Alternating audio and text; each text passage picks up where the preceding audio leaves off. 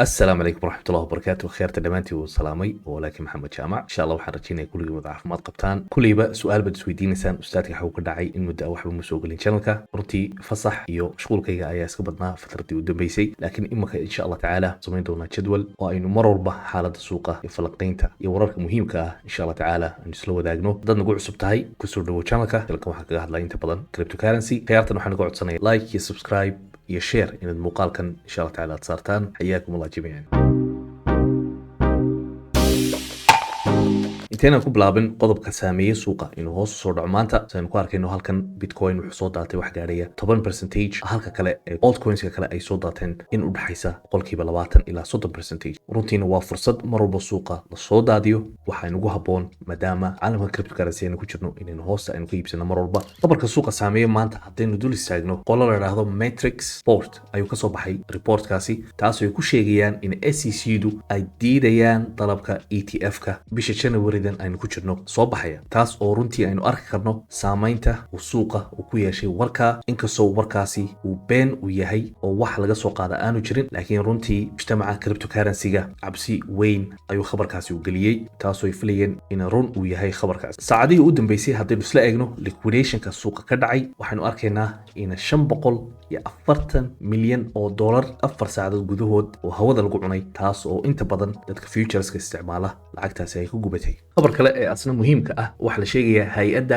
SEC-da inay la shirayso exchange-yada waaweyn sida Nasdaq, New York Exchange taas oo ay doonayaan inay dul istaagaan qodobadii ugu dambeeyay si ay u finalize gareeyaan spot ETF-ka ee Bitcoin-ka ku saabsan ka qodobka ah 19B4S ay doonayaan in qolada exchange-yada inay la shiraan oo halka tacliiqyada iyo wax kasta oo ku saabsan Bitcoin ETF ina finalize gareeyaan biidhnillah tacaala runtii waxaan u maleynayaa inuu yahay khabar positive ah coin-ka intooda badanna waxaanu arkaynaa inay si positive ah saacadihii u dambeeyay inay ula tacaamuleen khabarada kala duwan ee soo baxaya taasoo markii hore la beeneeyay khabarkii ugu horeeyay aan ka hadlay ku saabsanaa Matrix Sportka uu fake u ahaa kaasi iyo imika SEC-da oo la sheegayo inay hay'adaha waaweyn ee exchange-yada waaweyn ay la shirayaan marka insha Allah tacaala khayr badan ayaa soo socda suuqana marnaba ka fogaanina laanu waxa dhici kara inay tani ay ahaato dropkii ugu weynaa intaan maaragtay la gelin bull marketka insha Allah chartadana waynu dul istaaginaa gaar ahaan bitcoin-ka si aan waqtiga videoga insha Allah tacaala aanu u dheeraan mar kale aynu si live insha Allah tacaala soo gali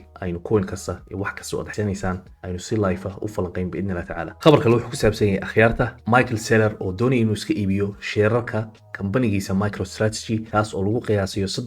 315,000 oo sheer inuu doonayo inuu iska iibiyo marka qolada whaleska waxa ku leeyihiin talow Michael Saylor ma wuxuu plan gareynayaa inuu bitcoin dheeraada uu iibsado taas oo ognahay Michael Saylor mar walba bitcoin-ka ayuu iibsadaa isagoo meelo kala duwan ka iibsada maantana wax lagu qiyaasayaa in profit-ka uu ku jiro uu yahay billions of dollars khabarka u dambeeya haddanu dul istaagno wuxuu ku saabsan yahay bitcoin oo maanta sanadkii 15aad u buuxsamay taas oo maanta ay ku beegantay maalintii la asaasay bitcoin-ka ka waxaanu leenahay hambalyo happy birthday bitcoin king of crypto taxliisha bitcoin-ka akhyaarta haddanu dul istaagno waxaanu arkaynaa inuu imika u dhaxeeyo resistance ah 45k ilaa iyo supportka ah 40k-ga marka maanta waxaanu arkaynaa in si wanaagsan loo soo celiyay wali trend line-ka hoose ee noo sameynaya higher low-ga wali ku dhex jiro insha Allah tacaala 45ka hadduu jabiyo ilaa 50,000 area waa gaari karaa haddaynu zoom out aynu ku samayno ilaa iyo meelaha waa soo xiri karaa biidhnillah tacaala laymankan aan dhigtay waxa weeye supportyada iyo zoonanka kale haddii zoonanka hore la soo jabiyo uu soo gaari karo bitcoin marka insha Allah tacaala imaka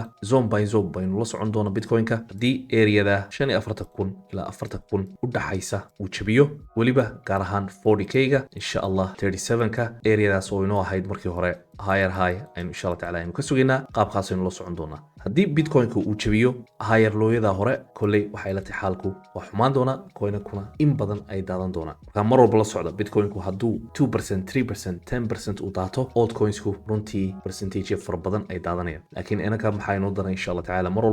walba taxliisha waan la soconaynaa drobyadii dhacay ee waaweynna ومربو سوقه إن شاء الله تعالى نسوق لينو كهر هذا حسستان برجيب باينانس لوكو قاضي قضية وينفر بدن أي صوت داتي 50% ويكمل هاين كردانو ألجو كوين رنتي آدي ونكسن ونقول لي إن القادتان ما شاء الله ضد بدن أي كفايدي وقدم بينتي أخيارته هذا تعيشين إن الكريبتو كارنسي برتان وأدينا عسكر دكتان بإذن الله تعالى وحنوصل دوينيا رجو أكاديمي أستاذ كينا وين أحمد آذن أي بلاتفورم كعجيب كإنه سمي دوان مركا إن شاء الله تعالى باقي كذا كل دوان أستاذكو وكوها بلاتفورم كيسة كفائديستا runtii waxaan hubaa inaad wax far badan aad ka fahmi doontaan cryptocurrency-ga taa insha Allah tacaala markaad kasoo gudubtaan waxaad qaadan kartaan technical analysis-ka ee course-ka ah in anigu aan bixiyo xogo far badan aan kusoo kordhiyay imanka khayr badan baan idin rajaynayaa akhyaarta dhammaantiin wassalaamu calaykum waraxmatullaahi wabarakaatu